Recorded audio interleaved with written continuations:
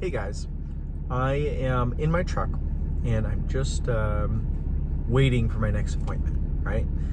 So I am over at Whole Foods and I just got my green drink and I got a snack as well. Got a little bit of a sushi. But I want to make a quick video for you in regards to high-rise condos. Now, I have a few clients, well, not a few. I started off with high-rise condos. Started with leasing them and then built up my website, Las Vegas highrisecondoliving.com. That's a plug.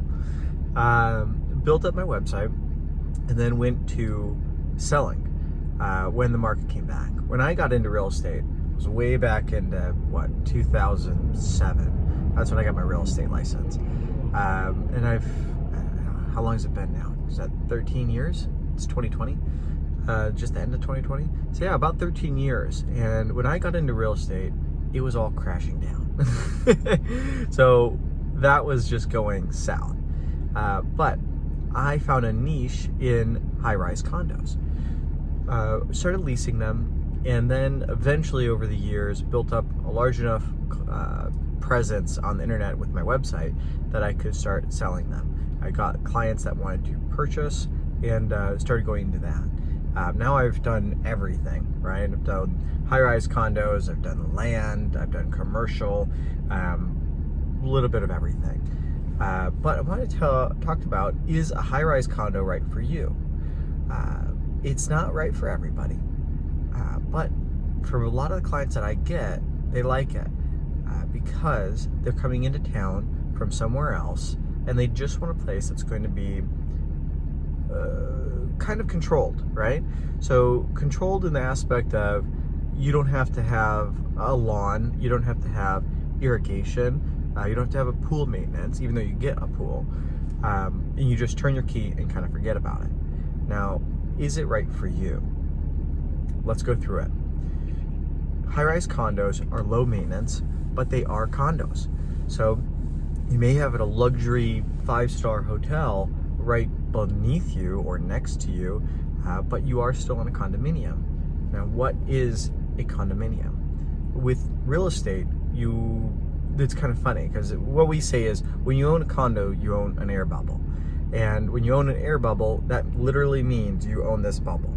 So here's your condo, and here's the rest of the tower. Everybody has little bubbles right next to each other, and you own the air. You don't actually own land. Like what real estate is. Real estate is land. You don't own any land.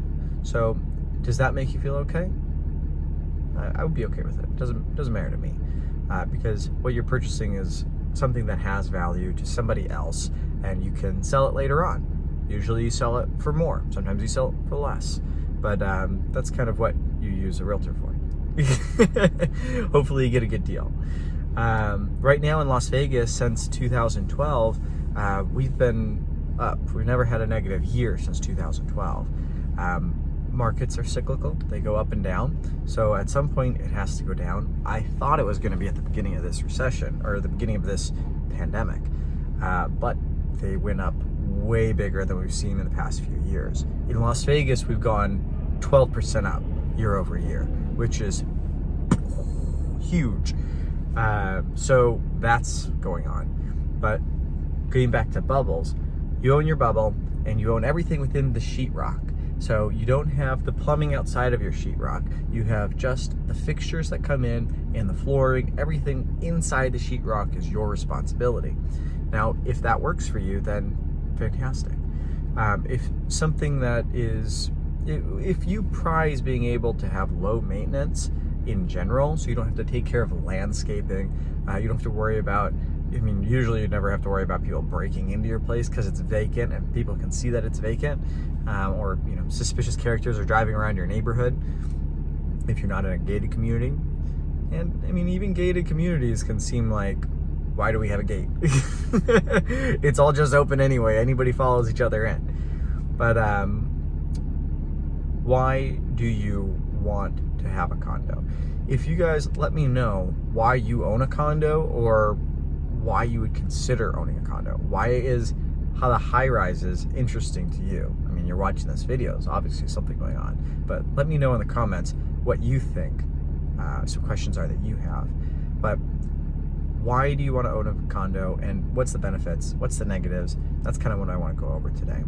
So a lot of my clients come in, they call in and say, okay, Steve, I want a condo, and I looked at houses, or I considered houses online, and what I really want to do is just turn my key and forget about it. That is something you can do with a high-rise condo. You turn your key, or pull out your card, or shut your door, and you don't have to worry about any pool maintenance. Did the landscaper come? Is the HOA mad at you for having your hose unwound, I guess, and barely touching the ground? That actually happened to me. So we owned a house in Henderson in a gated community. My father-in-law from Iran, not father-in-law, my grandfather from Iran, he came in and he likes to hand water the plants, even though we have a dripper system and that's what it is, and they're taken care of, but he likes to hand water. It's what he likes to do. Fantastic. However, when he wound up the hose, that much hose was touching the ground. We got a letter in the mail. Yep. So, do you want to deal with that, or do you want to deal with, HOA not contacting you unless your unit's flooding and something happened? You need to come over quick. You need to at least let us in. That's another thing about being in the high rises. If you want the service, some towers are way more service oriented than others.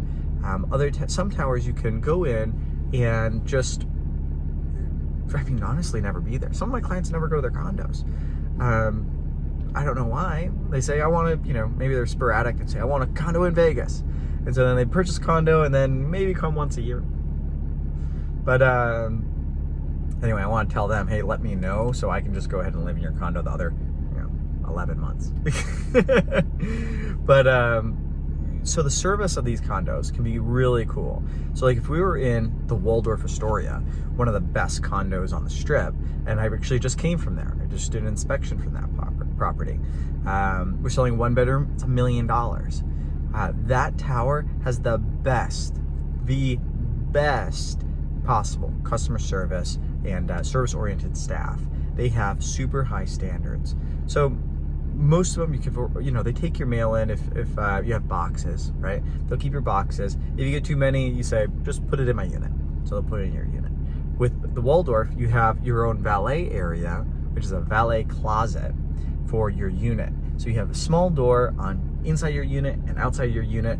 The staff can open the outside one, put in your mail or your dry cleaning or whatever else that you have. Let's say you order room service, because that building has a room service.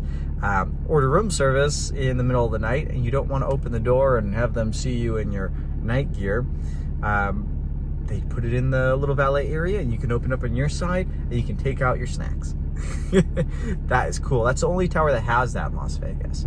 But going back to just any tower, the staff, they take in your packages, they take in your mail. You have a mailbox that's there. If it gets too full, they will probably give you a buzz and say, hey, your mail's too full. And you'll say, hey, can you just go ahead and put that in my unit? And they'll accommodate. That's pretty nice.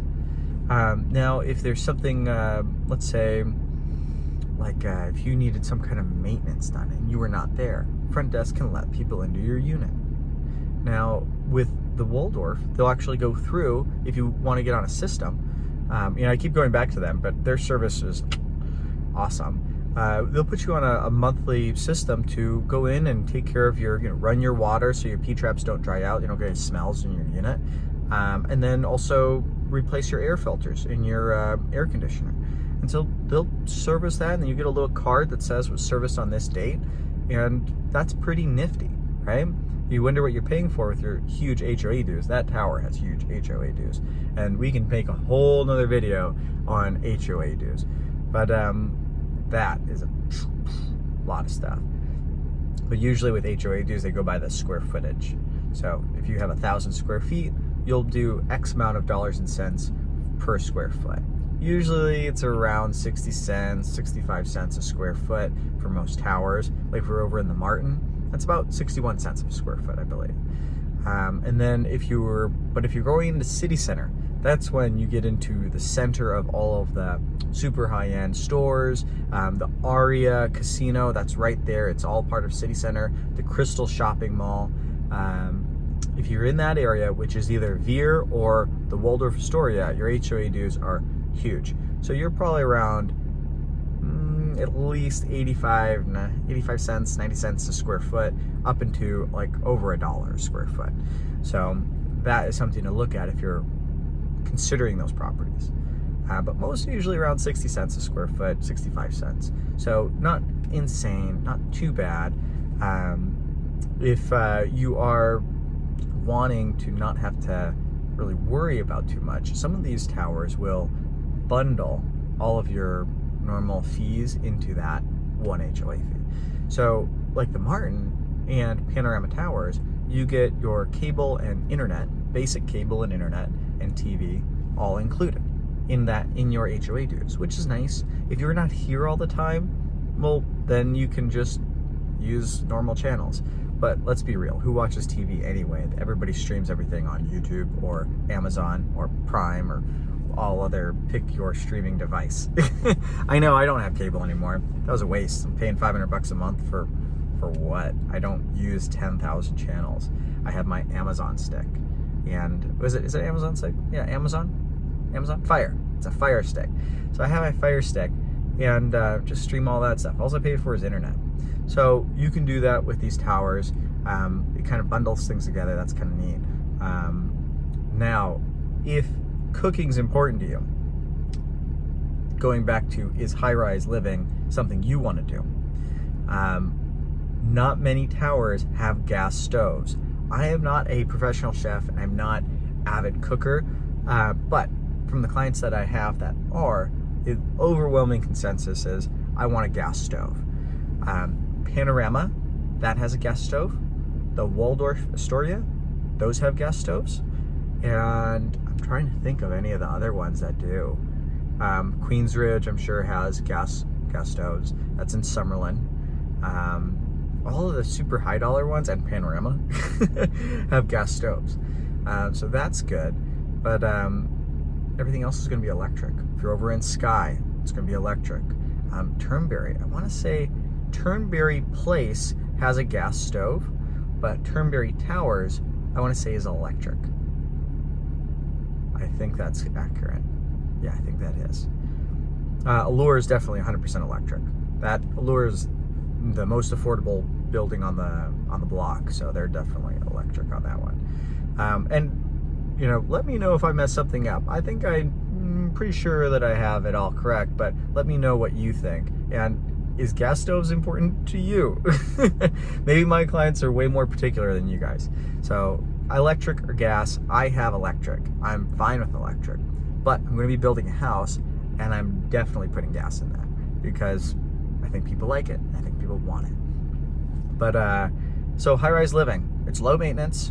You have sometimes amazing views. Sometimes you don't want to look at all the bright lights and you want to look at mountains instead. I've had clients say, I looked at the beach, I looked at the sun, or not the sun, but the sunset on the water of the ocean forever, and the view got boring to me. So do I want to pay the premium for being with all the flashy lights on the strip side, or do I want to be on the nice, calmer mountain side? Sometimes they say, I'm fine with mountain. And then they save $100,000 or a couple $100,000 or even $1 million. I'm going to be looking at a penthouse later on, and it's $2 million less to be on the west side of the building in the penthouses than on the east side of the building looking at the strip. Those are amazing strip views, but is it worth it for you? That's the question, right? Now, I mean, would you pay the premium for strip views, or would you want mountain? Would you not care? I don't know. Me, I love views, but I think the novelty would wear off, right? I lived in Metropolis. That has amazing views over in Metropolis. Those units are about 1,800 square feet on average. I mean, I think that's kind of like the minimum. There's two weird units in the back of the building, which are really odd, that there's like 800 square feet. But besides that, everything else is 2-bedroom, 3-bath, 2-bedroom, 2-bath. That's about 1,800 square feet. Those views of the Wynn Golf Course, phenomenal. It's a green view. don't get a lot of green views in Las Vegas. Everything's desert. But living there was nice, but you lacked amenities. If you want really good amenities, go to any of the other big towers. Go to Sky, awesome pool area. Cabanas, flat screen, mini bars out by the pool, can't beat that. You have a fire pit looking over the strip, can't beat that. Panorama has fantastic amenities. They have a movie theater as well. Sky's movie theater, they're probably the best movie theater. But Panorama also has like a poker room. So if you and your buddies want to go out and have a poker night, you don't have to just be in your unit. You don't have to be just in your space. You can also have all of the stuff that comes along with living in the community. So is it something that's right for you? You don't just live in your unit, you live in the building. And the building may have some interesting amenities that come along with it. When you're looking around for, if that's something that's what you want to do, is live in a high rise, consider what amenities they have. And I mean, we could go through all the amenities in these towers, but they're pretty nice, usually. I mean, it's kind of across the board. If you want to have a concierge, if you want to have a gated entry, you want to have the front desk that can, answer questions for you, take in mail, all of that fun stuff, most of these have them. Panorama, interesting stuff. Panorama and the Martin have a car service. So they have a luxury SUV, like a Range Rover or an Escalade, that can take you within about 3 miles of the community. Within 3 miles of Panorama or the Martin, that's basically all the strip. I mean, you can go to the airport. You can go to the Raiders Stadium. So when there's a game, just have the car drop you off. Some people take them to work, which is interesting. If they work over at the Bellagio or if they work on the strip, you're so close to it, have the car service take you there. It's pretty convenient. So is high-rise living what you would want to do? Let me know. Put in the comments if it is something that you would want to do. I'm just curious because, I mean, a lot of people that I talk to like it, but I get a lot of other customers that don't want to be in a high-rise. They don't want to own a condo. They want to own a home. Or actually a real estate, sorry. They want to own land, and they want their neighbors to be a little bit more spaced apart. There's different zonings in Las Vegas that allow for that too. And I'll do the whole land video separately. But that is an interesting topic. All right, well, it was great. If you found, I want to get back to my lunch real quick and my green drink. And green drink. Get back to that and go to my next appointment. But if you have questions, or if you found any of this useful or information that has helped you in your search, that whatever research you may be doing, please subscribe. I'm going to be posting more videos like this, but I'm also going to be posting a lot more videos that are for tours of these high rises. So I want to get floor plans of these high rises up, so when you're looking around and figuring out what tower may be interesting for you, you can also see what floor plan may be interesting in that tower. So that is what I'm going to be doing. And I look forward to keep posting for you, but if you found value of this, please like and subscribe, and we'll talk to you soon. And remember, I am in Las Vegas. I am a broker over at Savi Realty. I think I have to put that in all my videos, or the division may get mad at me. Broker over at Savi Realty, Steve Khalilzadegan. We'll talk to you soon.